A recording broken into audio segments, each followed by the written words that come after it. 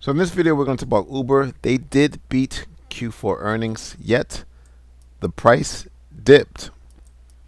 Now, this price action, in terms of the level in which price is relative to the imbalances, look very similar to a video I did earlier, and that was Disney. Again, when price is sideways within a range and your extremes are above and below, you have to prepare for a lot of chop. However, I do want to point to and bring to your attention this settled drop, this basing candle, and then a drop on huge volume. So that could potentially become a level for the aggressive traders to go short. And we'll call this daily sellers at $72. But again, I would not risk a whole lot because it's within a range. Now, before we continue with the analysis, let's actually get into the results.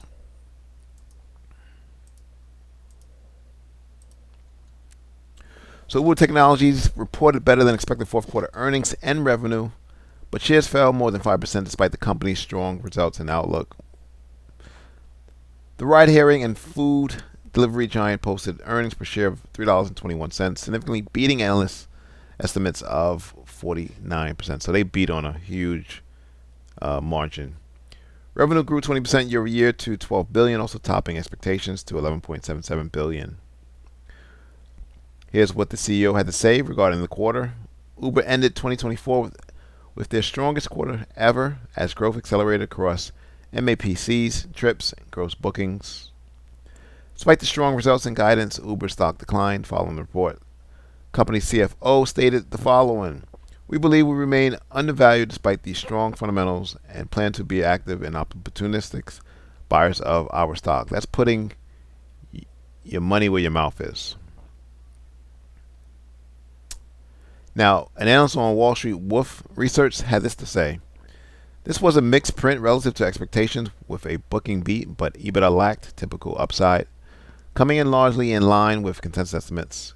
Q1 guide came in below the street on bookings and EBITDA at the midpoint, in part due to ongoing FX headwinds in their view." Now, they're talking about the currency exchange.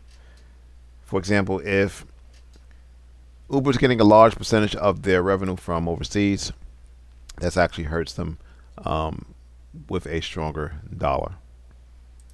All right, so this is the monthly chart, and you kind of see where the real levels of interest are. It's going to be above 70, and it's going to be below 60, which is why I mentioned that. Let's just look at things on a weekly chart. You want to play the extremes. Go long 55, go short near the $70 level. Anything in this white box, you're kind of playing with fire. And you can see the last time you went long, you would have made a pretty penny. And if we go down to the daily chart, just to show you those zones and how they were formed, very subtle. But you had a rallying price, basing candles, and the rally out. Very similar. Rally, two basing candles, and rally out. Now, the fact that the price penetrated more than 50% of the zone, well, you got to be careful. If and when price declines again to this level, you want to look for high volume buy candles or some type of reversal, say on the 4-hour chart. Nevertheless, I do anticipate more choppiness, maybe some sideways to down bias. But right now, Uber is not a stock to trade at this time. Thanks for watching. Subscribe. Please like the video.